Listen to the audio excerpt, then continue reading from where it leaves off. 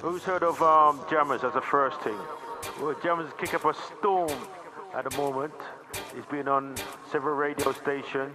He's got a serious following on YouTube. He runs the Speakers Club.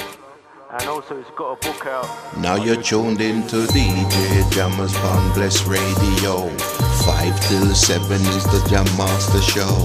Every Thursday there good vibes aflow. With etymology fi make your brain cells grow. Words have got many different meanings, alright? I'm going to discuss the meaning that's applied in a certain way that keeps us restricted today, alright? Now you're tuned in to DJ Jammers on Bless Radio. 5 till 7 is the Jam Master Show. Every Thursday there good vibes aflow. With etymology fi make your brain cells grow. By the power of the pen, they didn't need to use swords anymore. And if you look at the word sword, you turn it the other way around, you see the word. Now you're tuned in to DJ Jammers on Bless Radio. 5 till 7 is the Jam Master Show. Every Thursday there good vibes aflow. Rise up, rise up, rise up, family. Yeah, I'm here with Mr. Jammers himself again. Love this program. Love this blessed studio. Brethren, don't forget about me, you know, I inch. Yes, you know what I'm saying? Don't forget about me, I inch still. Oh no, quitter is critical. Cool. Anyway, we're gonna get Brandy big up Linda every time. Easy, Respect. easy. See, I like a buckle of brandy, you know, just like a taste. Nice, man. Easy now. Right, thanks, Critters. Yeah, yes, sorry about that, Lyndon. Yes. Yeah, you know, but identity, very crucial subject matter for each and every individual. You know what I'm saying?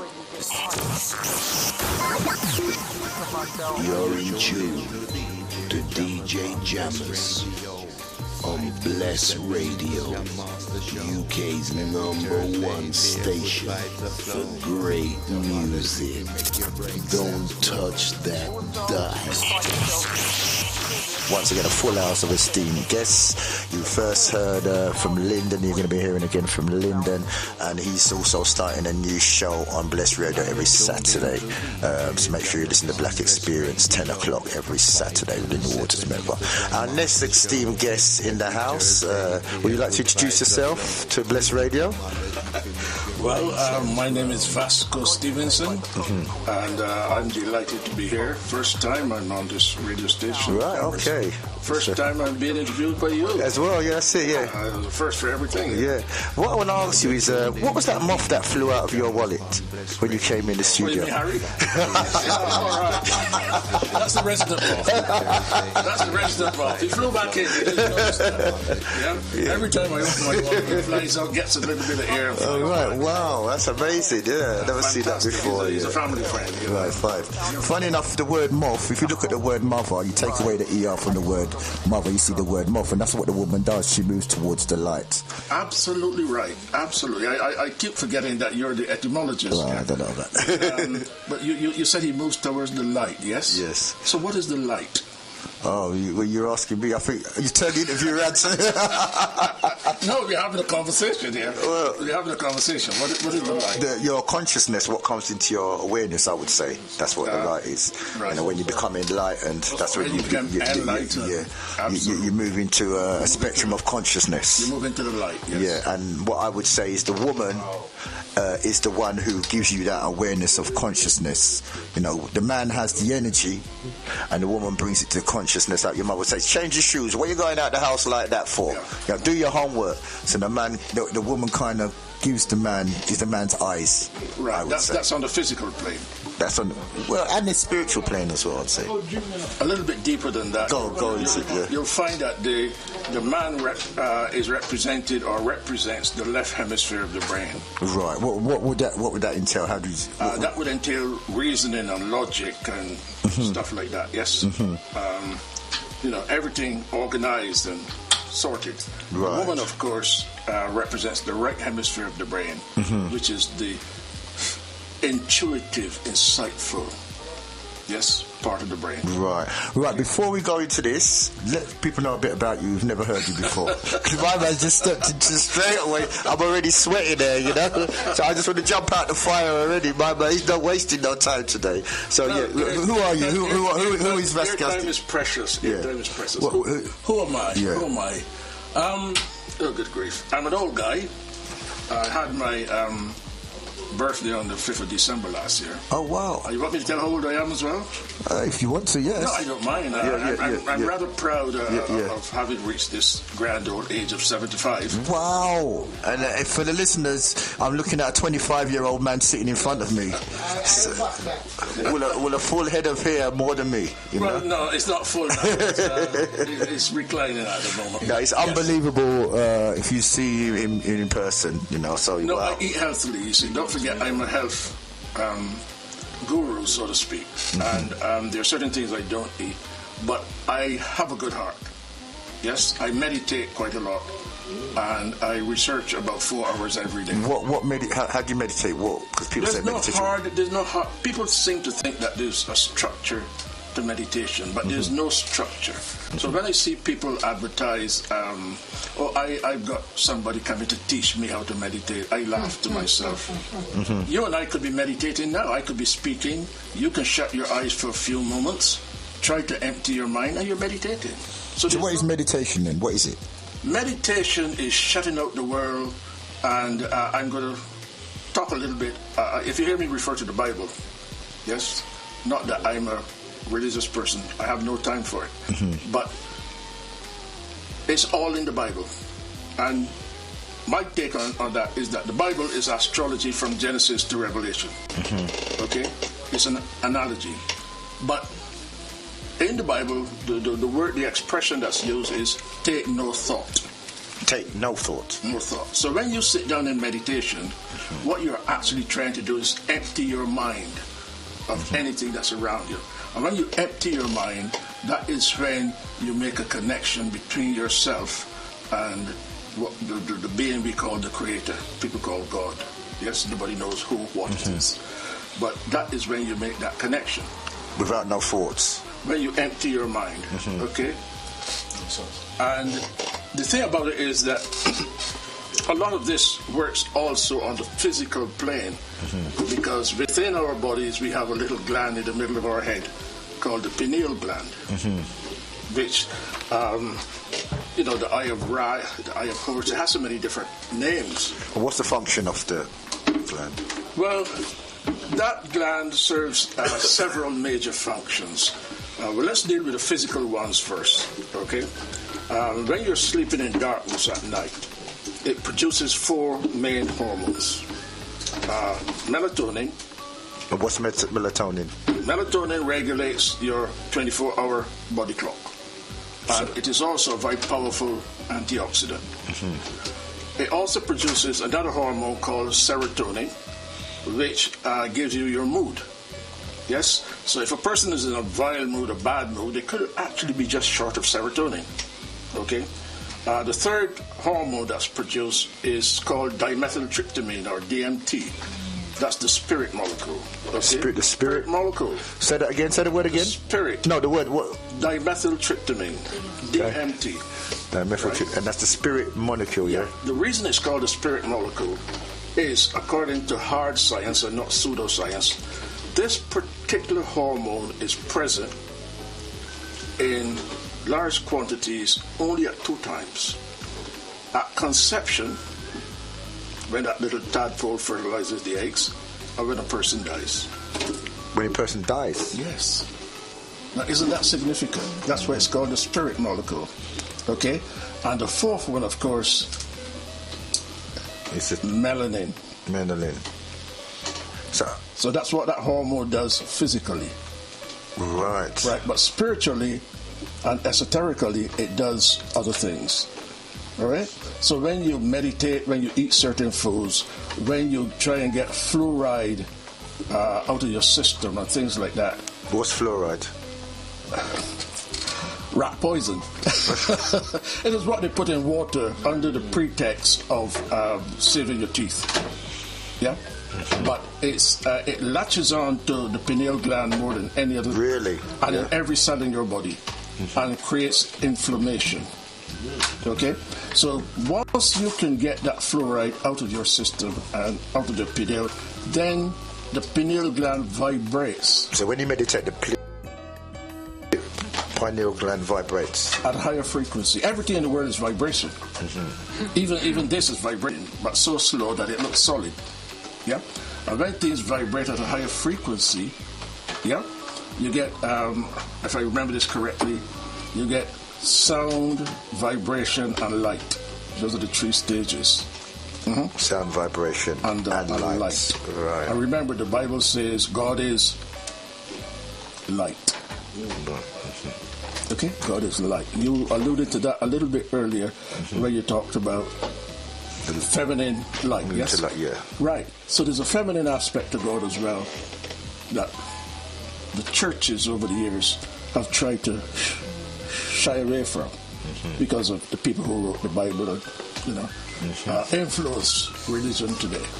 Okay, so they always talk about God as masculine. But everything in the world is duality, isn't it? You have tall and short, male and female. So if there's a male aspect to God, there's got to be a female aspect. And that female aspect has a name. In fact, two names. One of them is Sophia. Sophia. Yes. And the other name that it can go by is Chahindra. I can't remember it. There's a young lady called Chahindra Sadehu. I think it's Chahindra, if I remember correctly. It'll come back to me. But those are the two aspects of the feminine aspect of God. Right? And if you really want to pursue this in depth, you go back to Genesis when God said, let us, make man in our image. Yes? So, us and our are plural. Who's he talking to? Or here, who's it talking to? Is it talking to other gods? Or is it talking to the feminine part of itself? And I just back you up on what you just said there, because if you look at God in Hebrew, the word is Elohim, consisted of El, the male, Eloah, the female, and the plural. Elohim is plural. Right. Yeah. But also El, Elohim, El. What is El? If you go through all the religious books, especially the Bible and other Western religious books, El, all the angels, their names end in El. Yes, Raphael, Michael, Uriel, all of that, right? And El, there's so many positive words that you get from El, but the one I'm focusing on is electricity. Yes? Right. And the Bible says that the children of Israel were placed in the east of the Garden of Eden. Yeah? East is the right hemisphere of your brain, the feminine side. Okay? Because if you're standing in the northern hemisphere and you're looking north, east is to your right. So that's the right hemisphere. So the children of Israel or the children of Judah are placed in the east of the garden. Okay? That's the right hemisphere of the brain. And it actually tells you how many there were. It tells you there were 186,400. What is so significant about this number? What is? It's the speed of light per second. Why would the Bible be talking about that? And is it basically it relates to the Chaldeans who are astrologers, doesn't it? The whole thing is astrology. Even the three kings of Orient are, following yonder star. They were the three magi. And if you really get into it deeply, you'll find that they represent the three stars in the belt of Orion, the planet Orion. The constellation Orion. The three stars of the belt of Orion. And the star they were following is beginning to influence us tremendously now at this present time. And that particular star is Sirius. And how has the Sirius star influenced us then? Well, let's work on a 24,000 year cycle. Yeah? Astrologically. So, 12, what do you call them?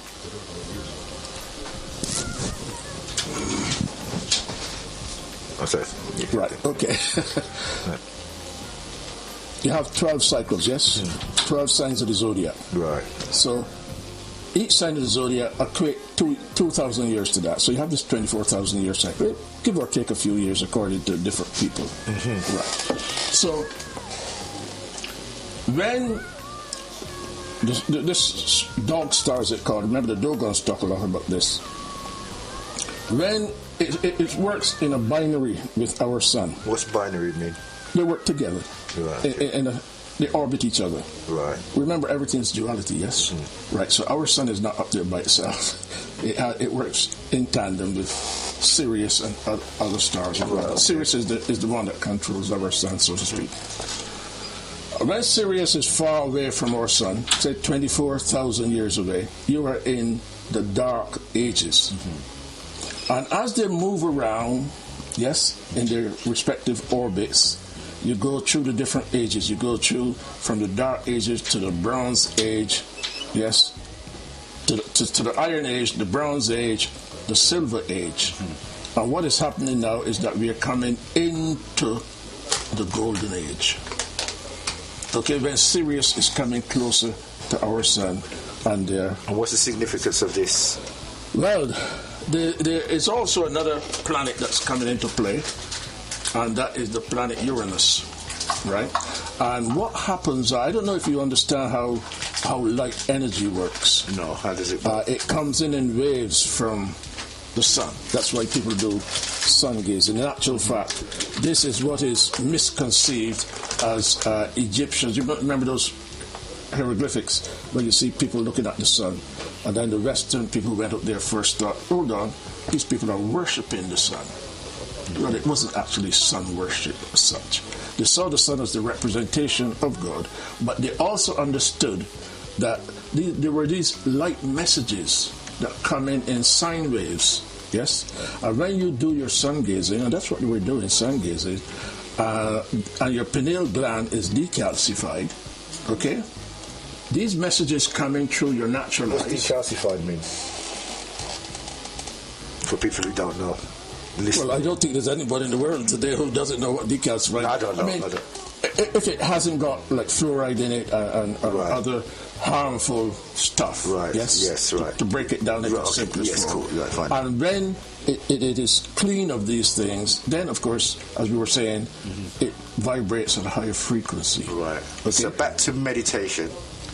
You're saying when you meditate, and you say in relation to the stargazing, that helps decalcify the pineal gland. Right, it makes it vibrate at a higher rate. Right, and eating certain foods will also. So, and what's the benefits of this meditation in relation to what you've just said? Then when you get these messages coming from the ether, from the cosmos, from the sun, you are then able to understand and raise your own personal empathy, integrity, spirituality, humanity, all of that. And that's what's been missing from this world.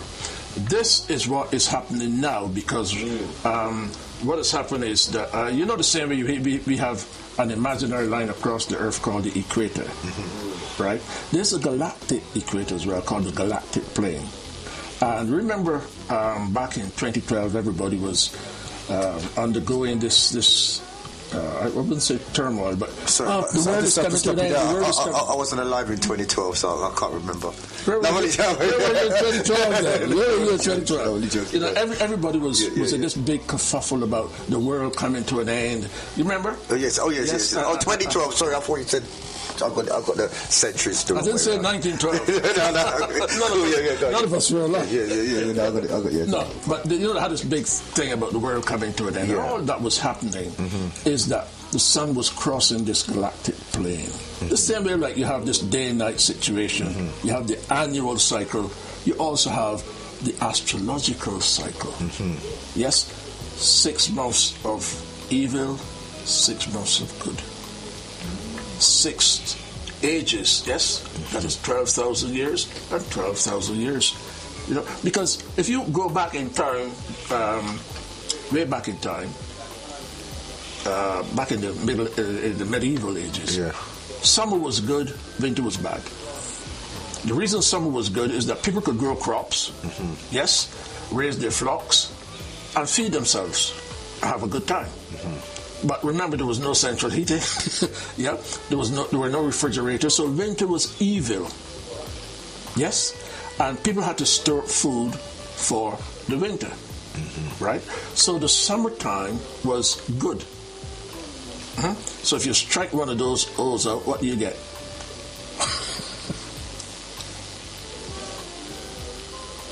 I missed that one.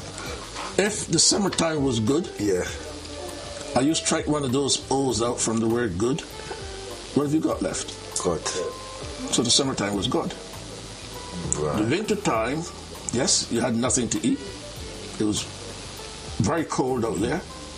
Yes, and that was evil. And if you put a D in front of that, what have you got?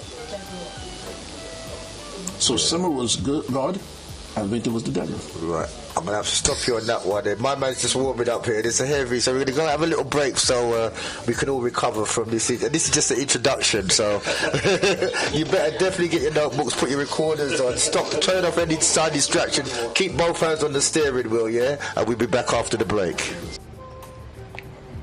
Hello, mate. Well, go on. What day of the week is it? What you ask me them questions for? I just wanted to know. It's Thursday. Oh. And you know what I go on Thursday? No, tell me, mate. It's a Jam Master show. All right. On Bless Radio. Nice one. Things sweet like Jamaican mango.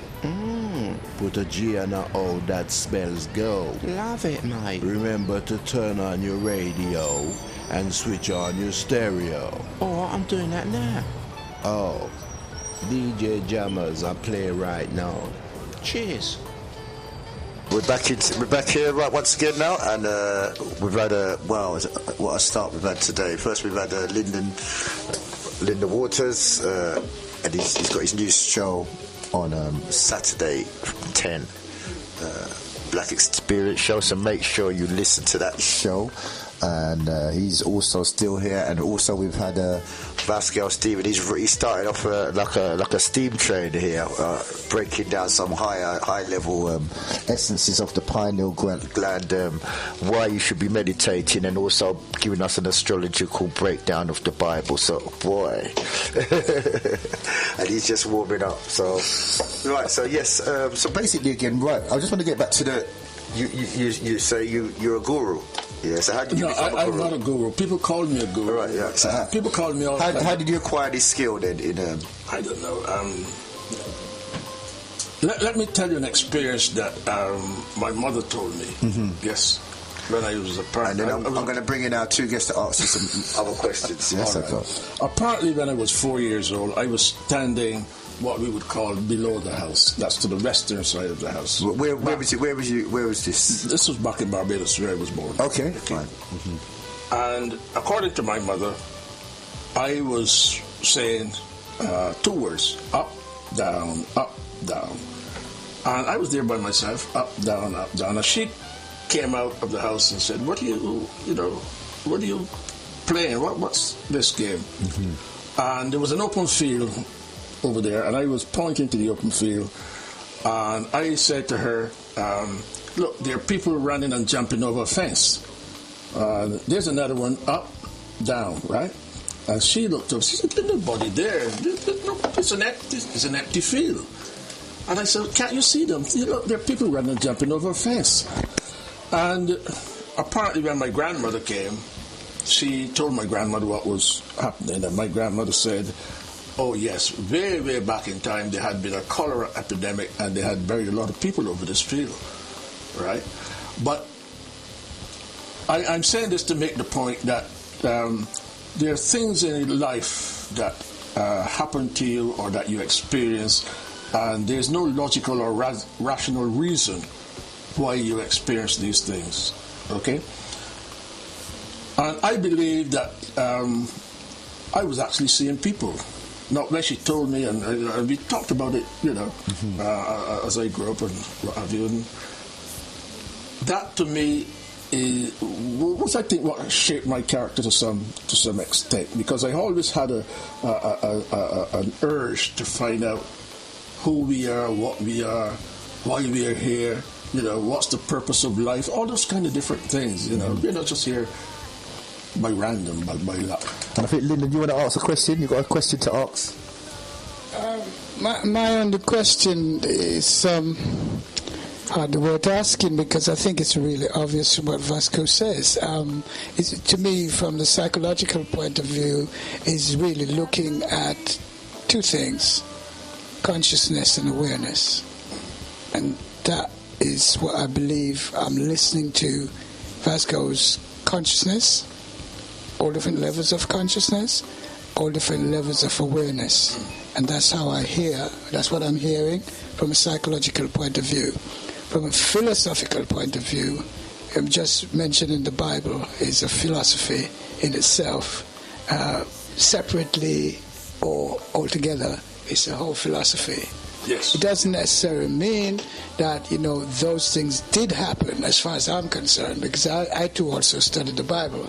And I was forced to do so, because if in my day, if a child, which was in an open way of living, was allowed to wander down the street, at 4 years old, nobody would bother them. They'd more like to find out, does your parents know you're out here? Yes. And that sort of thing. I'm going to tell them I saw you out here in case, you wandered off. Yeah. And people used to just stop you just any time they wanted to. Any adult could stop a child and say, what is Matthew 5:15? And believe you me, if you didn't know it, it would go against your parents. Yes. So I've had to study it from Genesis to Revelation, and back from Revelation back to Genesis. And this is another aspect of the concept. This is another aspect of the concept that it takes a village to raise a child. Yes. Yeah? Yes. Because I know, and all of us who grew up in the Caribbean know this, that if your parents had an argument with another elder in the village, you couldn't pass that person the following day and not speak. It's not. Yeah? But of course, those times have passed now. To my mind, for the worse. I just want to touch on what Lyndon was saying about you. So he's saying your level of consciousness, and that's what you're saying. At that moment in time, your consciousness was aware of what you're surrounded something around you, and yes, you want to start to investigate. Correct. What that was a nature. Dougie, you got anything to ask? Well, I don't know if this mic's working. Please. Yes, excuse me. Yes, I don't have a question really. I just want to, in fact, the sister got a burning question, right? I wanted to really jump in, really, right? But it's not really a question, right? But I just want to make it quite clear that the person who is in this chair here, Vasco Stephen, is no ordinary person, right? And Vasco, right? And right, and he can influence me because we gave a presentation at the Mahat, and I remember you talked about you need to go into to the sun to raise your awareness, your consciousness, and your health and so forth, right? And stand in the grass, bare feet.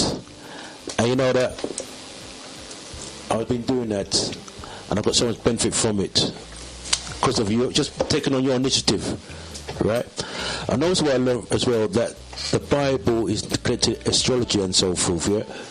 So I'm quite fascinated, in terms of what you have to say. But to be honest with you, I want to put a pin because this sister had a burning question. I want you to deal with that, you know what I mean?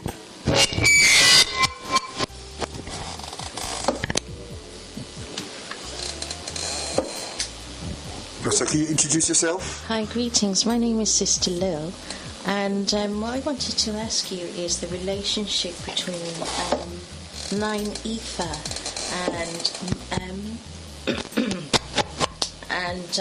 and light. and how the two are intertwined, because very often we talk about ourselves, or you hear people on the circuit talking about our community or being melanated as you being 9 ether.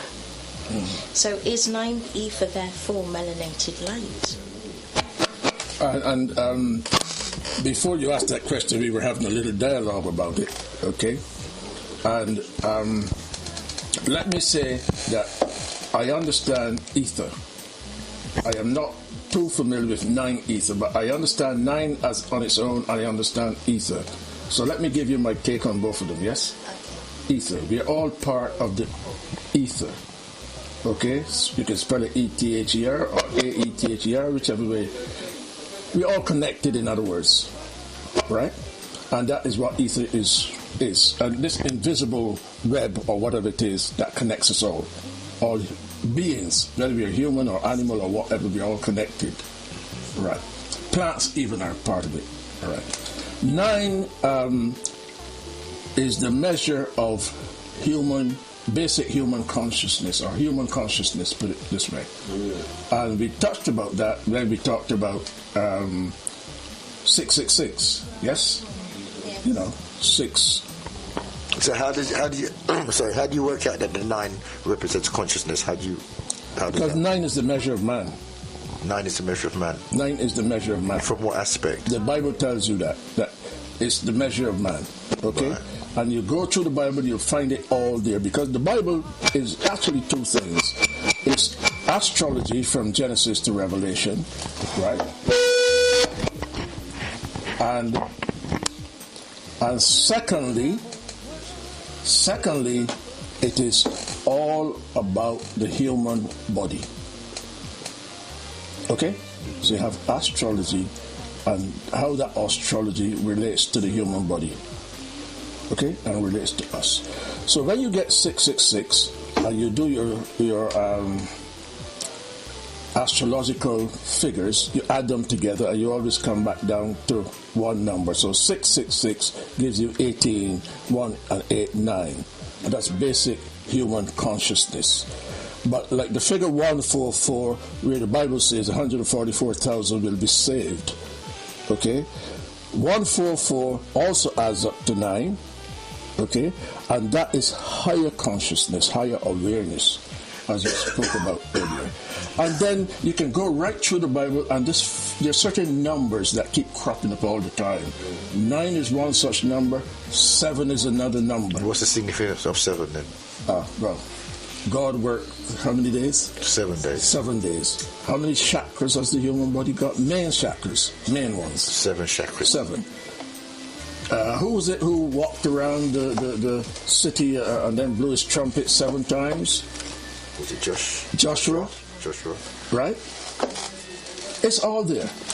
And there's so many times that these numbers keep cropping up. It's called cosmic arithmetic or something like that. Okay? But 9 has nothing to do with melanin. People, add this on. It's higher conscious awareness. But as it happens, melanated people are the most humane people in the world. And that's why we're taken advantage of by so many other people, because we're empathetic. What is it about their sense? People's spinal gland calcifies after a certain time. Can you go into that a bit more? Yeah. Normally, from the time a child reaches about 17, or a young adult reaches about 17, the pineal gland starts to calcify. And that has a lot to do with your diet, your lifestyle, and other aspects of your life. Okay? Right. But diet and lifestyle are the 2 primary factors where the pineal gland is concerned. Right. Let me get back to the Bible on the pineal gland. Genesis 32:30.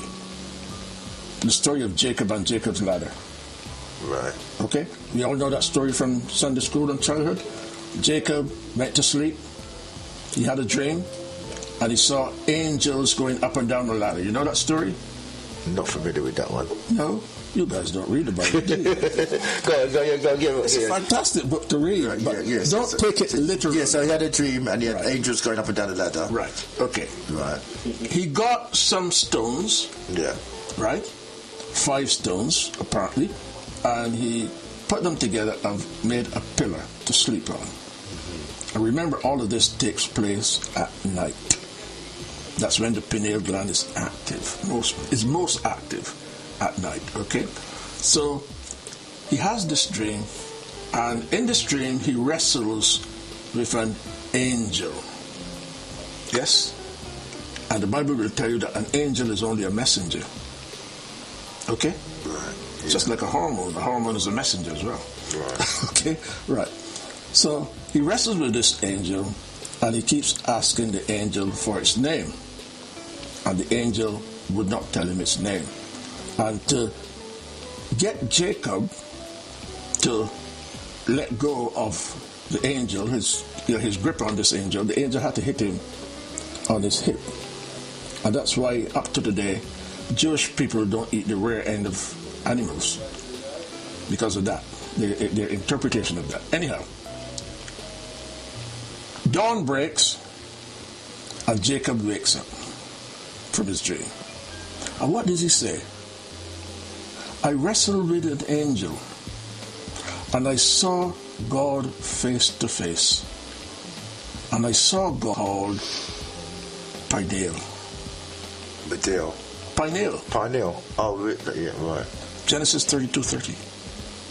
Oh, that's in the Bible? Oh, I didn't know that. He saw God's face at the place called Pineal. Yeah. And what also happens is if you go right through Genesis again and you start going into it a little bit deeper, you will also find that those 5 stones that he put together to form his pillar have now become one stone. They're fused together. Okay? And if you study chakras in the human body, you'll find that the second chakra, you have the root chakra, then the sacral chakra, that is made up of 5 fused bones.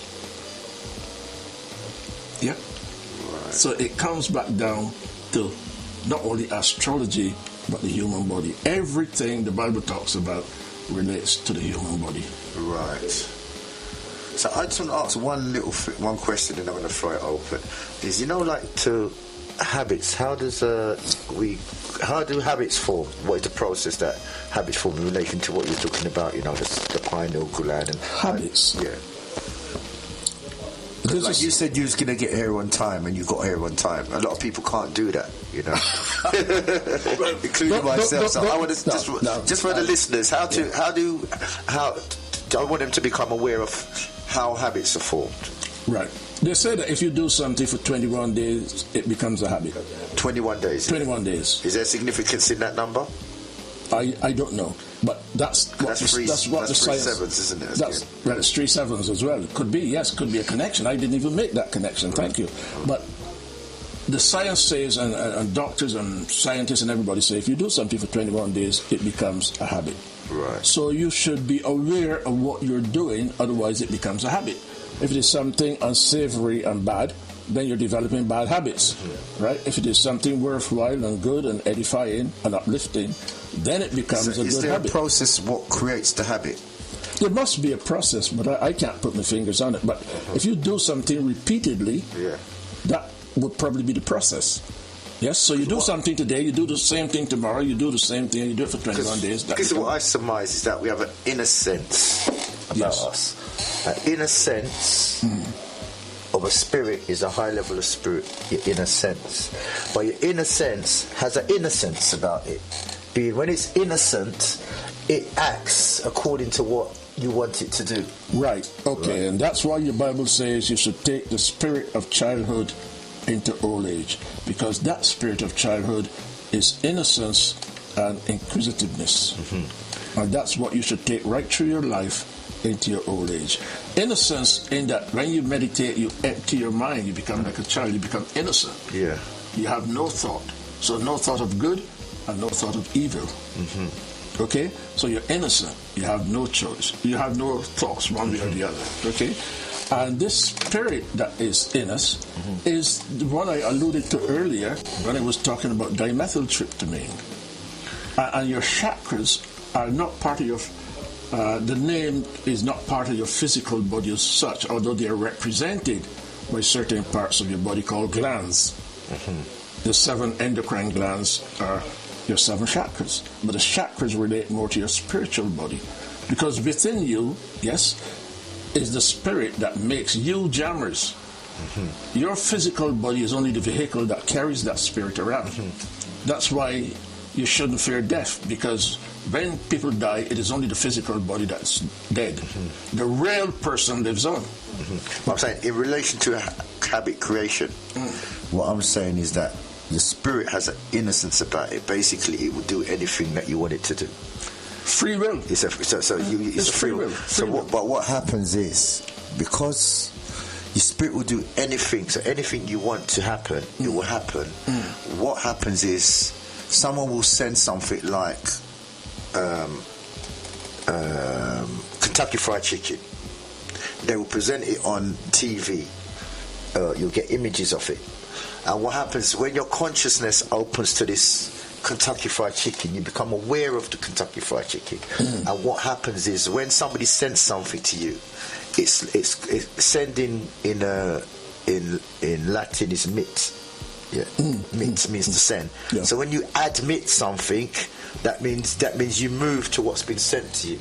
Right. When you remit something, that is the act of sending. Yeah. So basically, when something is sent to you, yes, mit, and you move towards what's been sent to you, you commit. You commit to it. Yes. And commitment is your mentality. Correct. So if there's a plate of Kentucky, it comes into your awareness, you move towards it, a commitment takes place. Yes. And then you act. And if there's something in that device or that food that's against you, like what the ingredients of it is not as against you, and you make an act towards something that's against intention. There's an intention to accept. You sign a contract with it. You absolutely right. With it. So it becomes a contract. Right. Absolutely right. And following on from that, which is absolutely right, there's something called psychic self-defense.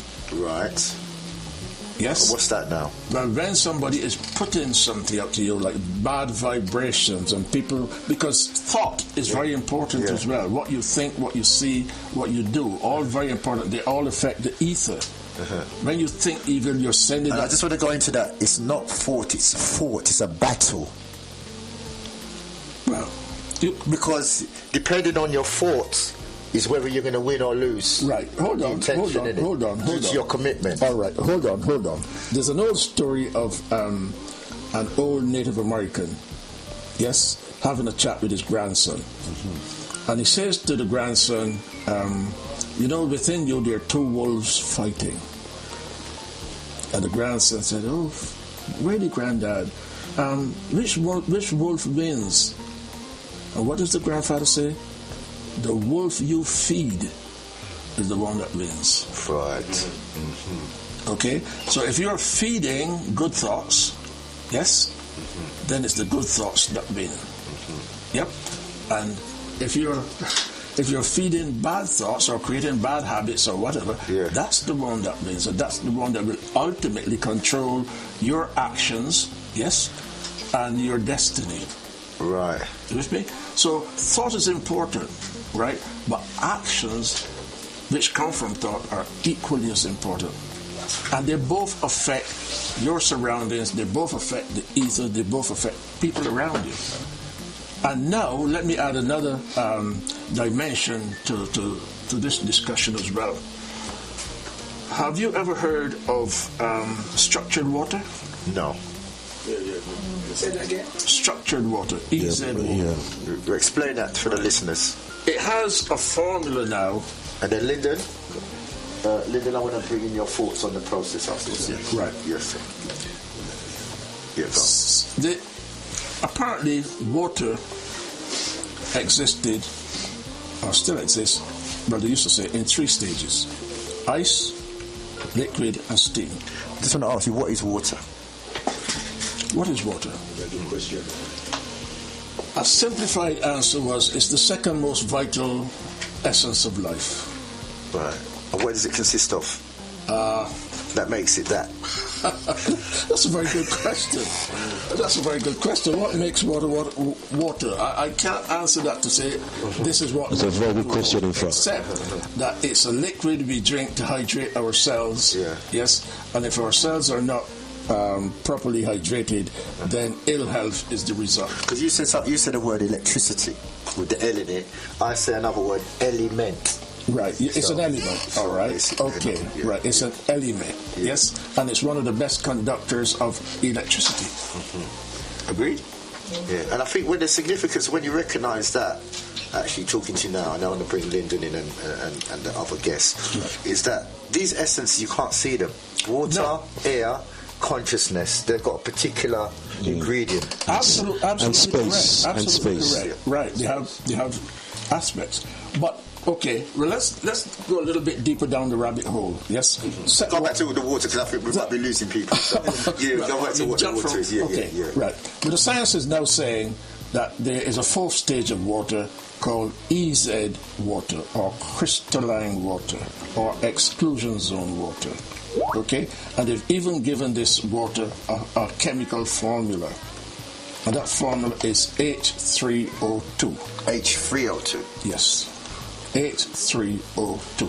So it's three elements of hydrogen and 2 elements of oxygen. Right.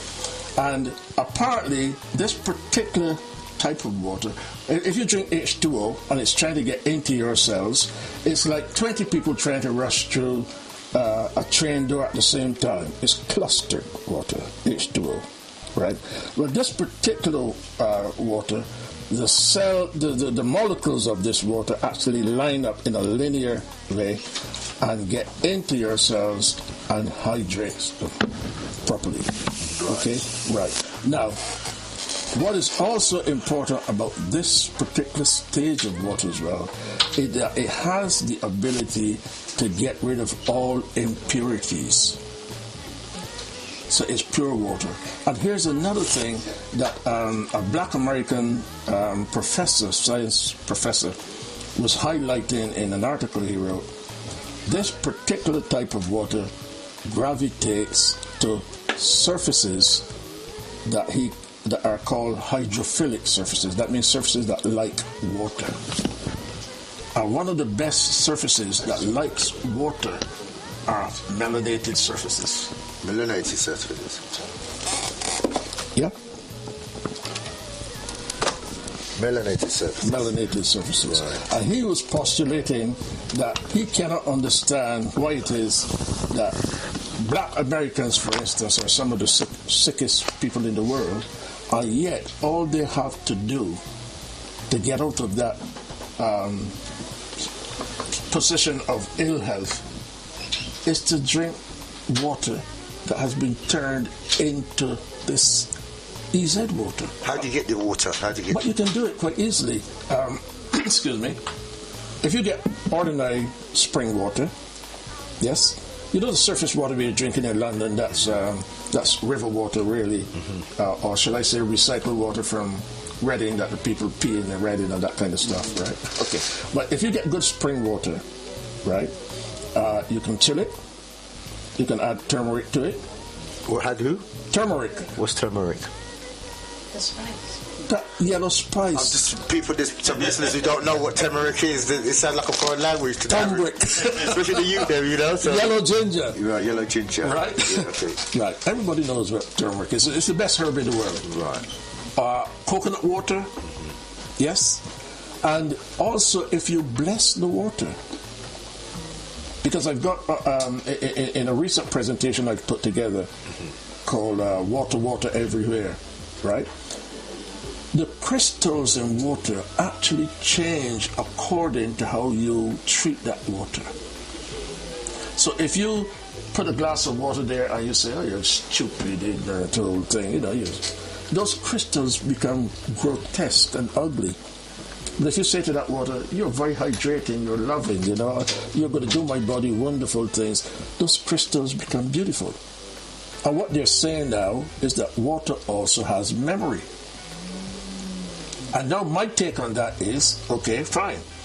If water has memory, and there's no new water in the world, it's the same water that's being recycled all the time, right? And our ancestors drank that water and bathed in it, the same water that we are drinking and bathing in now, and that water has memories. Do you ever wonder why when you go to a place for the first time, you have this feeling of deja vu? I've been here before, but I can't remember. That could be one of your ancestors talking to you. Yeah? So that is that particular... what about alkaline? Is it different from alkaline water then? Well, it's extremely alkaline. Oh, that's the thing about it. It is extremely alkaline. And you know the importance of alkaline and, alkaline water, what it does to your body. But this water is extremely alkaline. Right. Okay? And it does wonders for your health. And he was saying all people need to do, but he was writing from a black American perspective, all people have to do is drink this water and keep away from junk. I wouldn't call it food. From junk, and they'll be healthy. Right. They don't need pills, they don't need tablets, they don't need medication, they need none of that kind of thing. Just the water. Just this type of water, and eat proper foods. Right, great. Mainly green foods, yes. Mainly green foods. Right, we're going to have a little short break while we recover from this, and then we're back up. You're in tune to DJ Jammers on Bless Radio, UK's #1 station for great music. Don't touch that dial. Hello? We've got a caller through. Hello. Hello. Greetings, brothers and sisters. Greetings. Last track was again, so if you want a habit, you want to create a new habit, you have to do it again and again, as John Holt said. Now we've got a caller on the line. Can you introduce yourself?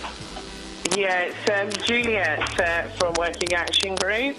How are you? How's everyone this evening? Yeah, warmest greetings to you. Warmest greetings to you. Greetings. Yeah, it's a wonderful show, very informative, and I took personal interest in that because I recently had, my stepfather died of prostate cancer, and I think maybe if a lot of that information had been known, he might have still been alive today. So, you're doing a great job in sharing that information. You're probably saving lives.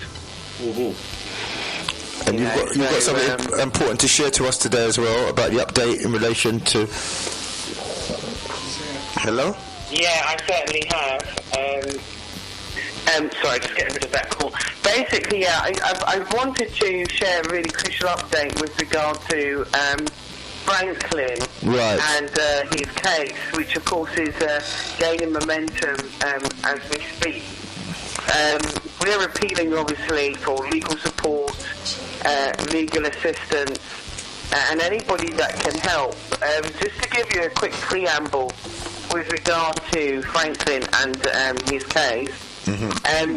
Franklin basically is an absolutely courageous and brave father of 3. He and his wife have taken on the system, and I literally mean taken on the system, and they're forging ahead with a case against their local school, their local authority, also the local police force. And his story is one of racial abuse, racial harassment, fraud, deception, and things that some people go through. But in a way, they don't take action. They're not going to take them to court. They're not going to sue. They're not going to stand up for their rights.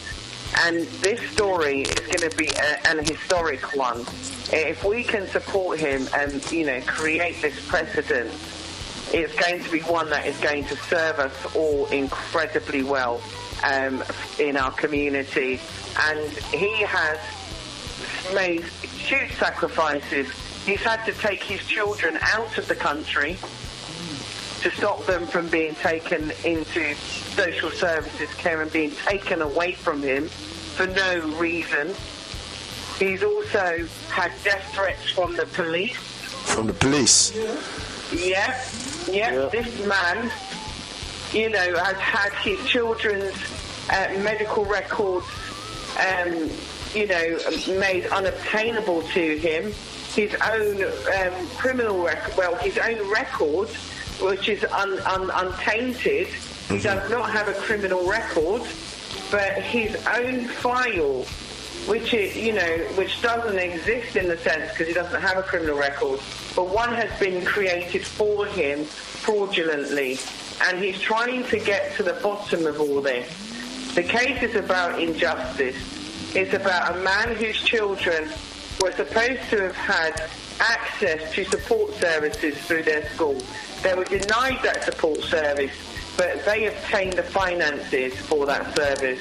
Upon discovering this, he went through the usual channels, as every parent does, of finding out why. Upon doing that, he's opened a hornet's nest and realised that there was a lot of collusion and corruption, and that money was being uplifted for the services that weren't being conferred to his children. And he then went to the medical establishment also to get support, only to find out that his children had been medicated behind his back against his will. So he is fighting, and in that fight to go against the system, they have used the system against him and created allegations of false firearm claims. They've also warned him off and warned his family off, and also used social services to try and take their children away from them to destroy their family. Now, I know it probably sounds like, wow, what a phenomenal case, but I have the man himself on the line that can tell you from his own mouth what is going on. And we need to get behind Franklin. We need to create a campaign to support Franklin. And we are desperately in need of exposure about what's happened to him and is happening to him. He's taken them to the courts at the moment. His case is going through the Court of Appeal, because as it happens, that even the legal system seems to be closing in against Franklin and denying him justice, access to justice. So I have the man himself on the line, and he can tell you with his own words, his story. And this journey, please, whatever you're doing, tune into the radio. If you know anyone who's a great human rights lawyer, anyone that can help, anyone that's a journalist that can give this case more momentum and exposure, we'd so appreciate you giving the studio a call, or Working Action Group a call, or Franklin a call, because Working Action Group are wholly behind Franklin in what he's trying to achieve in terms of access to justice, in order to negate some of the racism that he's had to face. So, Franklin, are you there? Yes, I am. Franklin, go ahead. Thanks for joining us, Franklin. If somebody hasn't heard what's happening, can you give us a brief background to what this is all about for people who don't know or is not aware of your situation? Right. I mean, Julius has done a fantastic job. I'm a dad of 3, married, and all of this started back in 2014, 15, and injustice within the system started from school. They used my children, my sons particularly, to claim to public funding, to promise to provide certain services for them. They did nothing. We realized that they fraudulently used my kids to claim thousands of pounds in taxpayers. Sorry, how did you use your children to do this? When they say to you that they were going to they said to us they were going to provide speech and language, therapy. Basically, when you have a child maybe not talking as much as, communicating as much as they expect within the school setting, right? Mm-hmm. We had gone to see our GP, and GP said to us at the time, there's nothing medically wrong with the kids. Sometimes boys do take, a bit longer than girls. It's just normal. But then they said, listen, sign this paperwork. We will provide, speech and language, therapy support.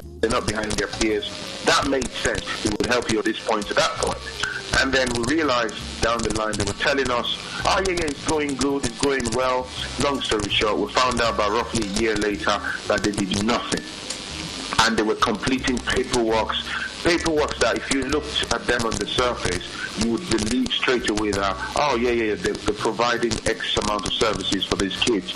So someone within the school system basically blew the cover and then told us that nothing was being done. I challenged the head teacher and everything got exposed. So from that point, when I challenged them that you're basically falsifying paperwork and using my kids to claim money for services that you did not provide for the course of a year, that's fraud. Mm-hmm. And then this woman caught fire, man, because she knew exactly what was coming, and then the next thing threw us under the negative spotlight of the social services, tried to make us out to be bad parents. They came, she did that twice. There was nothing for them to work with because we've never failed our children. I'm just a passionate father. My wife is equally passionate. We're passionate parents. And then the moment I started to ask questions and challenging them, and then it became a multi-agency attack, and we realized my second son got unlawfully medicated within the school, and then before I knew it, they colluded with the GP surgery. In fact, these social workers, they went as far as the paperwork that they had parental rights. And as you would agree with me, parental rights can only get, removed from you with truckload of evidences within the courts. The court system, you must have gone through, the courts, they must have seen that, you must be bad parents, yada, yada, yada, and then take your single evidence.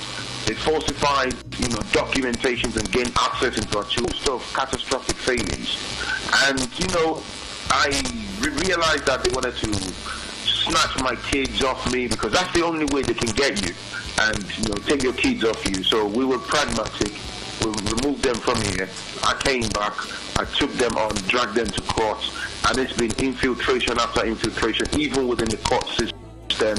They colluded with them, judges who have extensive history with the local authority. We have credible evidences about this, and this is the corruption. I managed to drag the case out of Leeds into Royal Court of Justice, and it's just the layers and layers of corruption, and they're just desperately trying to cover up for these agencies. I got labeled by the police as being in possession of a illegal firearm. I've never committed a crime, never broken law in my life. I'm a law-abiding citizen, and basically all of these things, racial profiling and trying to build a pseudo-profile of a dangerous black man so they can have something to work with. So unfortunately for them, they were exposed, and we logged this with the police record as well, and it's just part of the whole package of battle that we're dealing with, violation of human rights and a host of other things like Juliet rightly explained. So that's where I am. And what can we do to help you in this situation you're in at the moment? I mean, at the moment, as she rightly said, we've been dealing with this. I've been dealing with this in the capacity of a litigant in person for, from day dot, up until present. And one of the fundamental reasons why we're not even getting justice is because they know you're self-represented. So they pretty much treat us like doormats through the justice system. So if we can we're desperately looking for legal representatives that will be willing to take on this case. That's where we are right now. Juliet has been absolutely helpful with support and everything, and that's where we are. Time's running out because things are moving through the court system, and I desperately need someone that we can sit down with and they can run with this and help us get justice. What kind of a legal representation do you need? What do they need to be skilled in to represent you? Well, education law, maybe family law, and then, of course, human rights specialists, and, that sort of thing, because this whole thing started within the education, circuits and stuff like that. And there'll be someone who basically have that legal prowess, that legal background, ability to be able to deal with it. You meet some people, they would say to you straight away that it's not their forte, it's not their type of thing they can deal with. So that's where we are. And back and forth to just. How can someone contact you in relation to that? What's the best way to if they contact want you? to contact me personally, it'll be on my mobile number. I can give you my number if you want. Yeah, if you're okay with that, yeah, you can give the number. Yeah. Yeah, give out your number. Give out our number. Yeah, give out the number, yeah. Right, 074 28747 334. Can you give it again? Can you give it out again? 074 28747 334. That's fine. And for WAG as well, if they want to contact via WAG, what's the contact details? 0345. So that's 0345. Yeah. 055. 9859. Right. So that's 0345 055 9859. What's happening? What's happening next? To email, they can email us at info at Working Action Groups at WORK Action Groups at WORKION GROION.org. So it's info, INFO, it's at workingactiongroup.org. And, you can just address it to me or, any member of the team, Anna, David, Adrian, we all check in the inbox.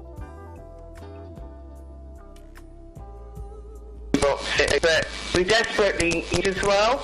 It's the legal about the legal aspect, but it's also raising the profile of the case because more people need to know about what's happened to Franklin, so we can stop other people from having to go through the same, absolute dreaded experience and terrible experience that he has had to experience. It's terrible. If they want to find out more about what's going on,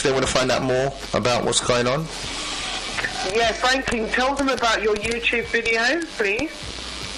Right, I've got the video, the 24-minute video that basically summarizing, the bulk of the things we've been dealing with. And if you go on YouTube, if you type in PHRANKLEEN,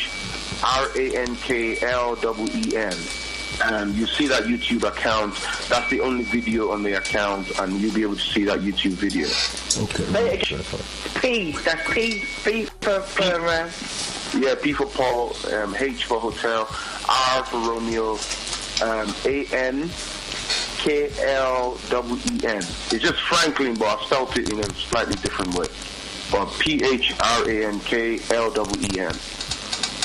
Yeah, thank you for that. Doug, you were going to... I just want to...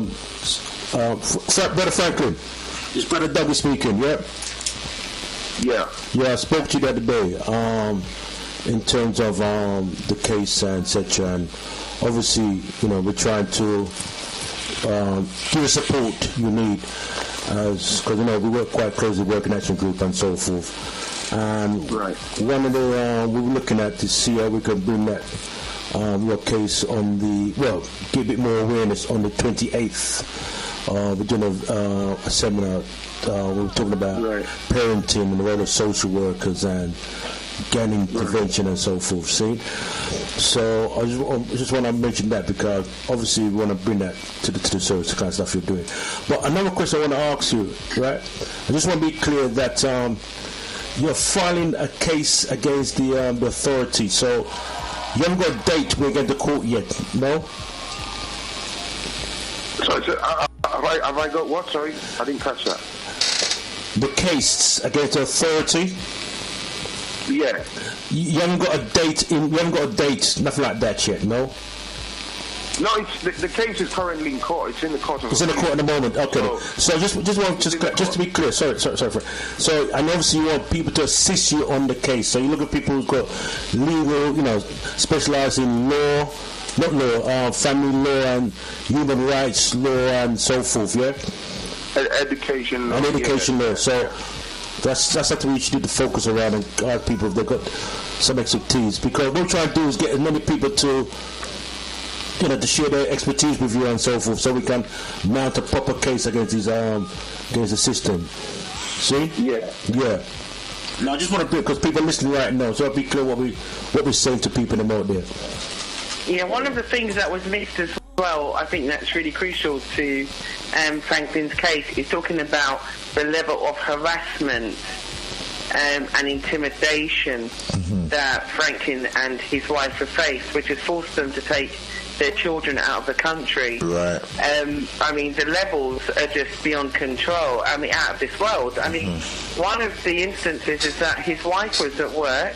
You know, you're just ordinarily doing your work, and they sent a traffic enforcement officer to where she worked to issue traffic tickets that she didn't have, traffic offences, and then at the same time tell her that they were aware that she had taken her children out of the country. This is the levels that they've gone to. They've had, death threats by the police. Death threats by the police? Yeah, Franklin, share, please. Yeah, can you share with us? Yeah. Absolutely. Yeah, so what's happened? Tell them what happened, Franklin. Repeatedly, basically, they want us to back down from what we're dealing with, suing them and stuff, and it's been threats of they're going to get killed if you don't stop, if you don't, stop with the litigation and stuff like that. They've basically come to my property every time, because we believe we're being monitored, because every time my missus is not around, they've been here, they've repeatedly tried to gain unlawful access. This is the police themselves? Wanting to, when I'm by myself, wanting to, force the door open so they can gain access into the property. Basically, just looking for something to pin on me, and it's life-threatening, to be honest. So, but Franklin, is this on record though? Sorry? Have you got this on record? This information, yeah? Yeah. Okay, because this is quite...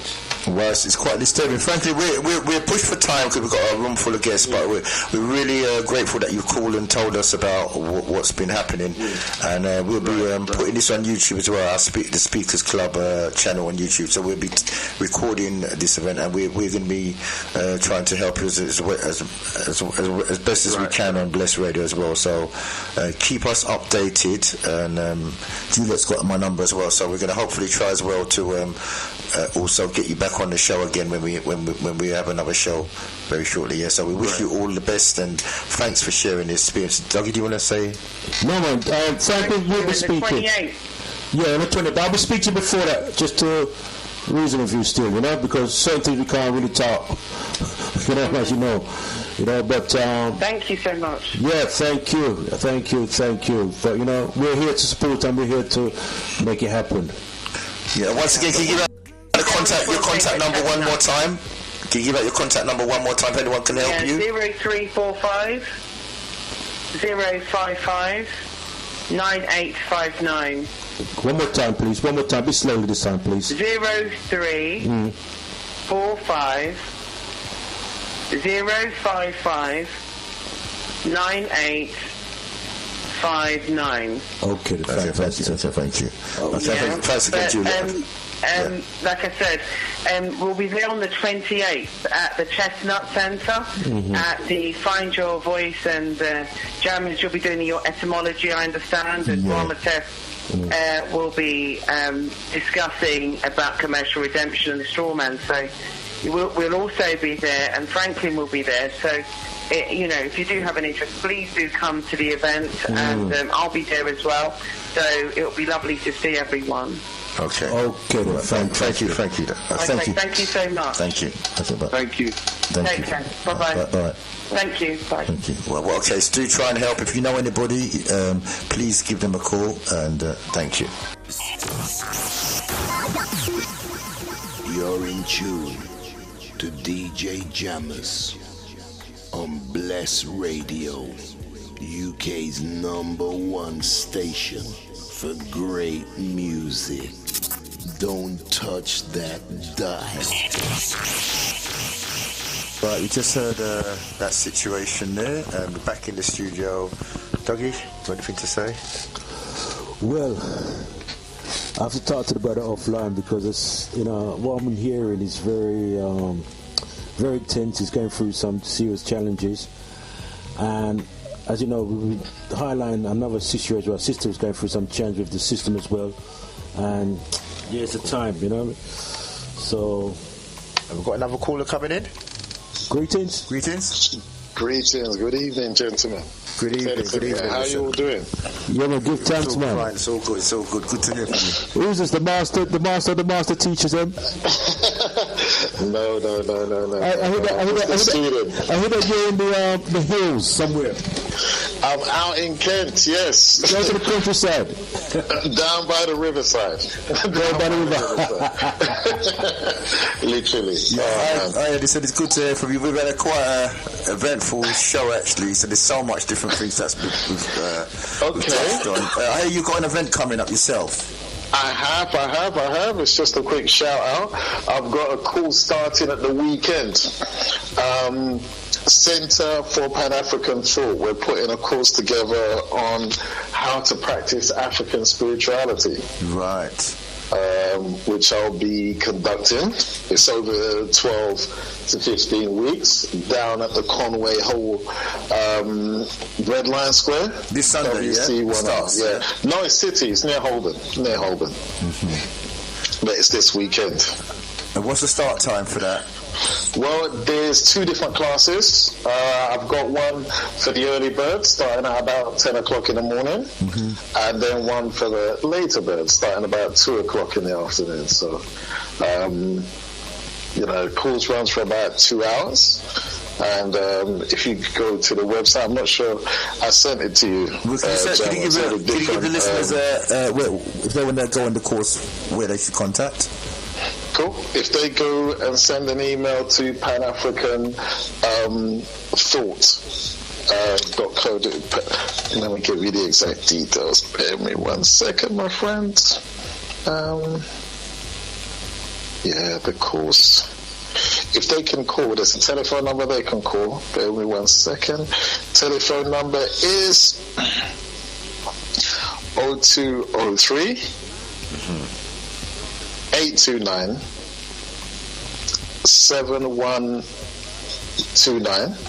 They can leave a message there, or if they want to leave an email, if they send their email to panafricanthoughts.com, they can register details there. Right. And someone will contact them. I know it is starting on Sunday, but we've got a few places left. And what can people get from this course? Well, this course will be slightly different from your usual African spirituality course, because we won't be focusing on history or stories. We'll just be focusing on yourself. Right. How you think, how you interact with this world, how you interact with all the different thoughts and feelings that you have going on in your mind. We go through each week, show you how to first, because I'm ancestral based, as in I'm always pushing how you communicate with those that have passed. Not in a spooky way, but just in the general, said it many times on a few shows, where how you communicate with those internal conversations within yourself. Right. And Edison, I don't know if you're aware, but we've got some great high celebrity experts in the studio, like Vasco Stevens and excellent. Good evening to you, Vasco. We've been talking about so many different things: astrology, the Bible, the pineal gland, essence of consciousness, spirituality. So what I really wanted to give the listeners something that they can actually take away and do, and it's in relation to like your habits, how you can how are habits formed, and how can you especially addiction, and how does it all work? If you want to achieve something, what's the process you need to do?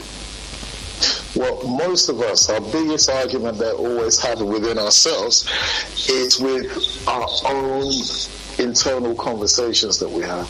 We have a number of beliefs that we, programmed, uploaded into us as children, which basically had us focusing on how we please everyone outside of ourselves and how we should be ashamed if we're not giving them what we need. So most people are trying in their lives to impress them, the idea that they have of themselves outside and the idea that people have of them. So you'll find that more people would do more for others than they would for themselves. So as far as an addiction and things like that, it's more where your mind is connected to an idea that you believe is going to make you happy inside. It could be a person, it could be a drink, it could be something you smoke, it could be even a religion. You're addicted to how you feel. That idea is going to make you feel in your life. And where do these ideas come from? Is it something that's been programmed for us to perform, or is it something that we already have in us? Well, again, everyone wants to be loved. That concept of love is what you're born with, unfortunately, or fortunately, because people use it against you. I always say the devil's favorite weapon is love. Because if it's not kidnapped, or if it's to take your child away, you'll do anything for your child. But a lot of people, they will do anything to keep the identity, external identity of themselves. And in relation to what you said, Vasco Stevenson, he made a point about, you see, to be conscious of yourself is like meditation, but we're told like to be self-conscious is something bad, like you're shy or you're fearful. But really, for what you're saying is that it's the relationship with yourself that is the key to you raising your level. And I think, Vasco's raised his hand up to raise his claim. Okay, can you take that one? Okay, I just want to raise the point that you said self-conscious, but in actual fact, it's other people conscious. Right. Yeah, consciousness of self is what you do when you go in and meditate. But we live our lives today conscious of other people, and that's the point he's making. Other people's attitudes towards us, other people's behavior towards us, when in actual fact, we should be aware of who we are, our place in the universe, and focus on ourselves. But 100%. But initially, when we are young, we give a lot of energy to the ego, and we try to build up the ego. As we become more mature, you understand that when you start to meditate, you have to sacrifice the ego. The first thing I had to kill in order to move forward within myself was my ego. So as Vasco said, 100%. The ego is another sort of energy within your own mind. A lot of people like to think it's my ego, like they can own another voice giving them advice inside their head. That's how we've been distorted. We're so focused on our external identity that we don't know who we are as the entity within ourselves. We're not sure how we think consciously as ourselves and how we perceive who we are. So we're always in a situation where we're trying to... we're trying to make other people feel something towards us. We basically feed off other people's energy towards us. That's why anything you do to focus outside is for someone else. But like within my course and what we're always trying to do, if you have a hold of that spiritual, conscious integrity of yourself, then you can see things as they actually are. And most people confused. They're always looking at the world for what they want, but they don't see what they actually have. Right, and that, brother, is the main problem with religion, because religion encourages people to look outside of themselves for this savior who's going to come down in the spaceship and rescue them. Okay? Yes. And that savior invariably has a white face. Always. So meditation is looking inside, because as the Bible says, the kingdom of God is within you. So if you want to touch base with the Creator, you have to look into yourself and meditate. And the more you do that, you radiate love, humanity, empathy, and all of that with your fellow man and with nature and everything else in nature. Well, the first thing you have to do if you want to look for God is close your eyes, isn't it? And that's what you do when you meditate. Ask you to pray is close, because then you subconsciously or consciously know that what you're looking for is actually within you. And you can't connect to anything in the sky. You have to connect something with the sky within your own mind. You have to look up within yourself. And as you said about meditate, that's the thing that we say. Every moment that you're alive, you're in a state of meditation. And I just want to go back. Because you have to meditate on all the options that you have before you choose what you do next. And just to enhance what you say, when you shut your eyes, you're told to pray. Inside the word pray is the word Ray, and inside the word Ray is the word Ra. So you're shutting your eyes to see the actual light. Right. And what's the difference between praying and meditating? Well, the difference between praying and meditating, the fact is when you meditate, you're sitting still within yourself. Right. When you're praying, we say a wish is a prayer. Right. Okay. So when you pray, so when you pray, you're talking to God. And when you meditate, you're actually listening. Well, when you're meditating, So, because there's a battle between the wits of the wits, though, between the Vasco and I want to bring in brother Lyndon into the mix so patiently because I want to trip you up still, but I can't trip you up. You know, I'm gonna make a fool of myself. You know, but Lyndon, I know you want to go on the wits of the wits. Well, you know, there are certain values and beliefs that are being enforced upon us.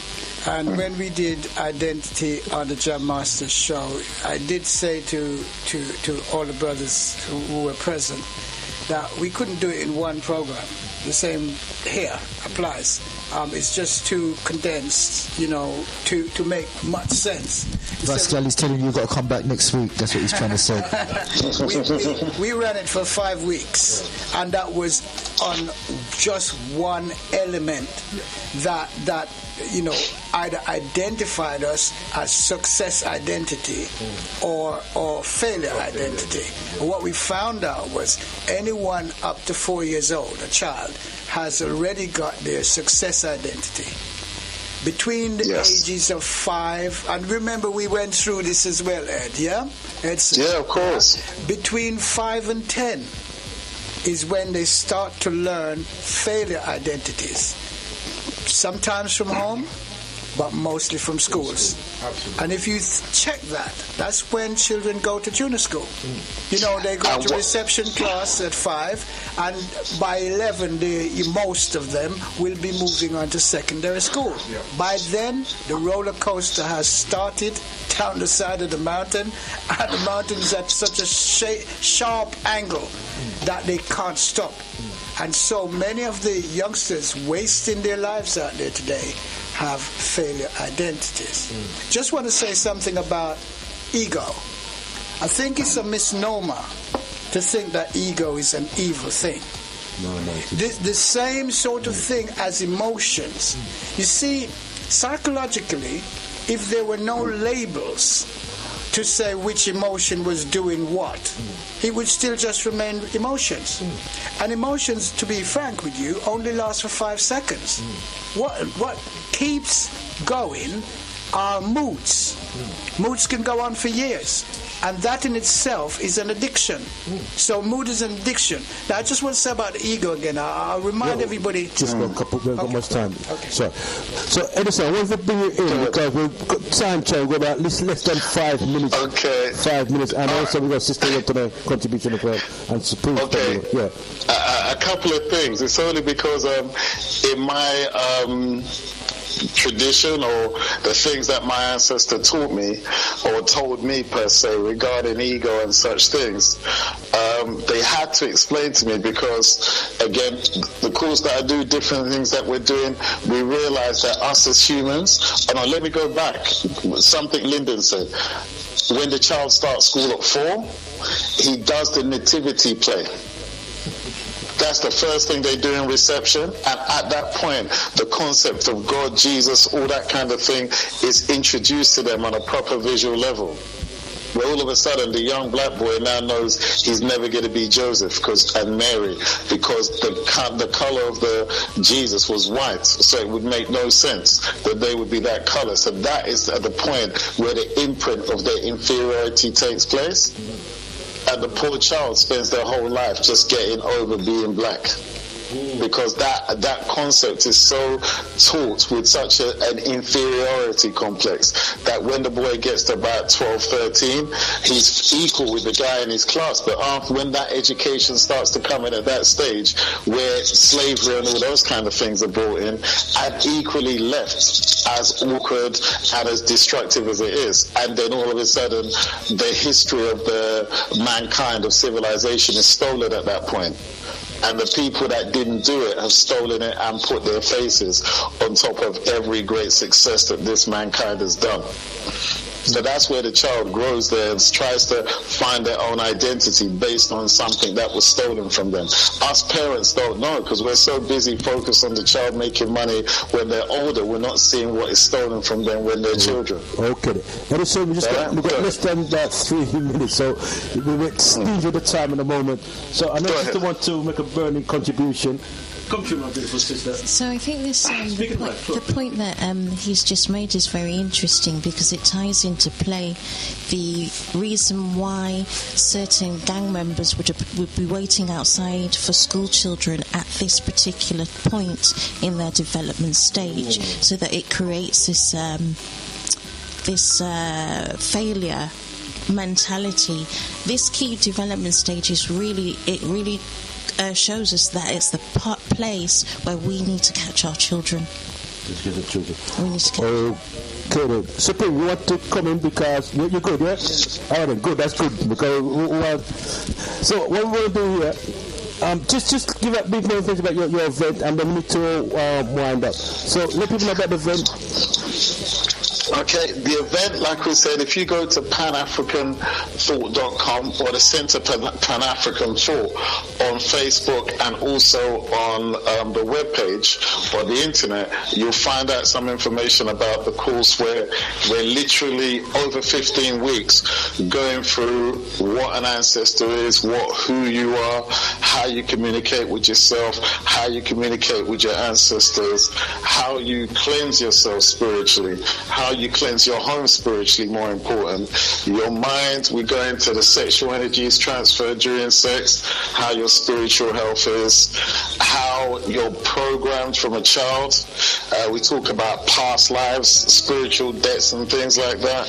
And then we also go into, at the last line, a meditation class where we get you to actually travel into your own spirit and start to see yourself from within, what you're capable of doing within the own worlds that exist within you.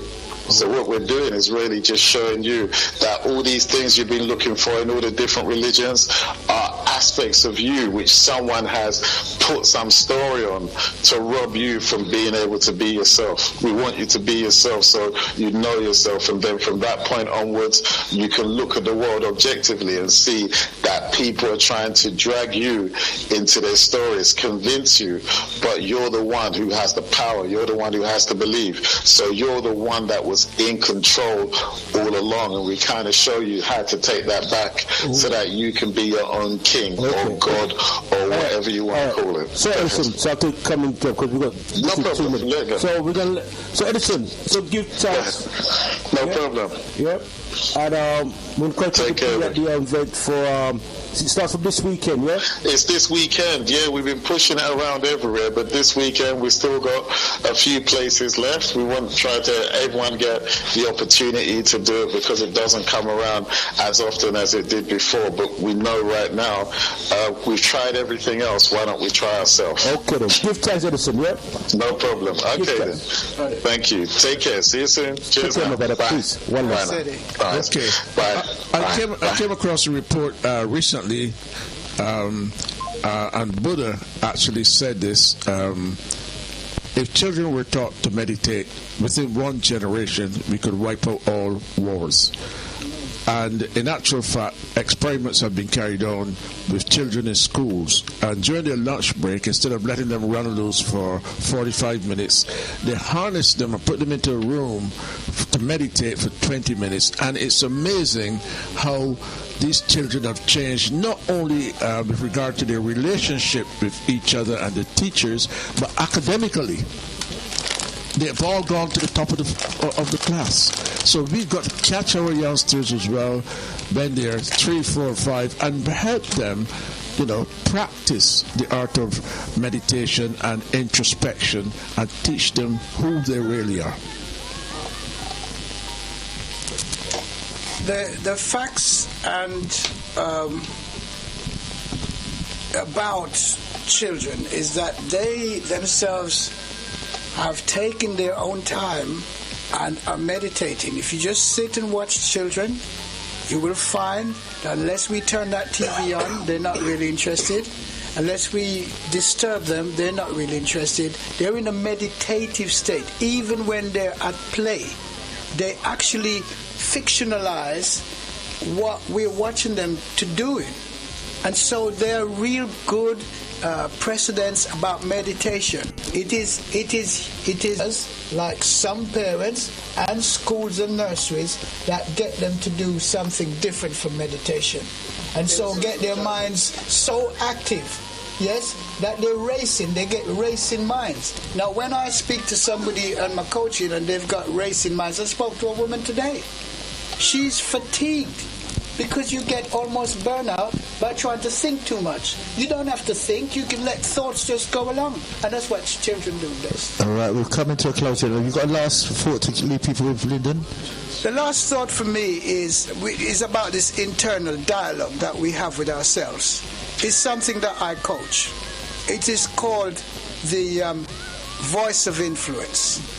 And we want to really come back to that. Remember, all of these 5 senses that they've taught us is termed as meta senses in psychology. It doesn't mean it's the only thing that functions on.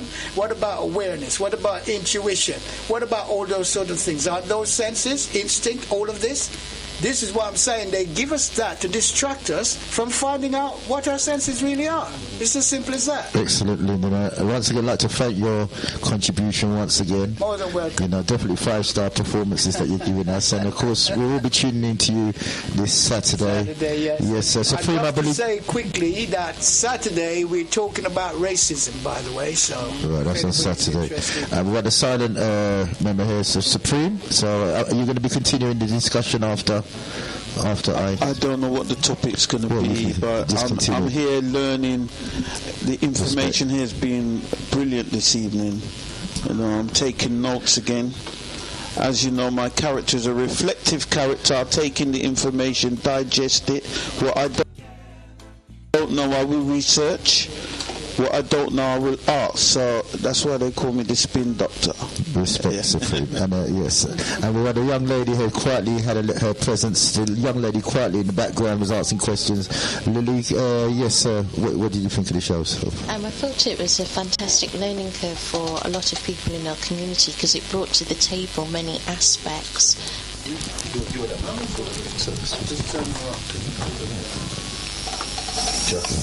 Yeah, it brought to our community. It brought to the table many aspects of many aspects of part of our community. For example, behaviours that we have formed through interpersonal relationships, and it would also bring into play. The fact that we do need to detoxify our minds from certain patterns that we do have in place, and also points about prostate cancer and how we can start to look at our health from a different aspect in line with nutrition. Right, so you're going to be on the show? Are you going to be around the scenes? I've seen you floating around. Are you going to be presenting? Yes, I'll be here, yeah. Right. Vasco, I'd just like to say thanks for you for coming down. I know it's a bit of intense, and there was some other, with a full house today, but we definitely want you back in there. So we definitely want you back here because you've got so much information, and it's going to take a couple of months really to get it all out of you, I think. Thank you so much for the invitation, Jammers. I was looking forward to this from the time you mentioned it. Respect. And my good friend Dougie, and of course Supreme. I've been on all these shows before. Mm-hmm. But earlier tonight I was at the Math Center down the road, and we are planning a monthly event there beginning on the 28th of February. That's going to be your event, is it? I'll be presenting there every month for the whole year. Do you know the address for the Mahat Centre? 366A High Road, Tottenham. and 17th. And when is that going to be taking place? What day is that going to be? The last Saturday in every month. Last Saturday so in it's every the month. 28th of February is the first one. I'll be talking about water. Yes, this EZ water I was talking about. What time is that event? We're hoping to start about 4 o'clock and go through till 8.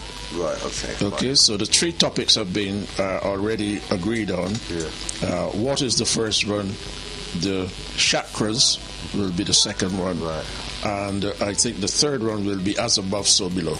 Okay, thank you for that. Those are the 3 topics we'll be Thank you for that. We definitely need you back here. And now, Brother Dougie, you've got an event coming up as well? Well, on the 28th of January, still trying to nail things down, but definitely at Chestnut Community Centre. We're looking at the whole thing about the straw man, meet your straw man. Also, we'll be touching the whole thing about parenting and the role of social workers and gang intervention.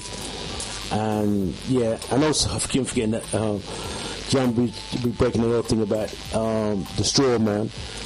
Yeah, so let's take it at the Chestnut Community Centre. The time is from 3 to 8. And it's £5 admission. You get tickets from Body Music from tomorrow. And so we're here to rock and roll on that day there. How do you find the show today so far? No, it was fantastic. It was brilliant. Yeah, you're going to be continuing? Yes, continue with the music. If her sister wants to, I'm going to phone in upon us. You know? Right, okay. Well, same thing there. That's my segment of the Jam Master Show. Hope you enjoyed this. Hold on. You never get me a chance to even do nothing this week. We have so much guests, man. We are David. Well, let me play the last tune then anyway. Alright? Yeah, I mean, they're critters. So, me just like to say, creators are the only guy the show because I never get a chance to every week they bring new guests. You know? But they never know that me I want the best guests. I mean, I give me rest. You should have the rest on my chest like a Superman chest. So, big request to each and everyone. Hope you enjoy yourself. And this one, we them critters, fuck up critters. We like the critters. Come on. It's not that kind of show, Critters. You play that to the younger audience, okay? So, go and get some more brandy. Okay, listen, thank you. Sorry for that interruption. And we'll leave you this. Thank you and good night. Thank you.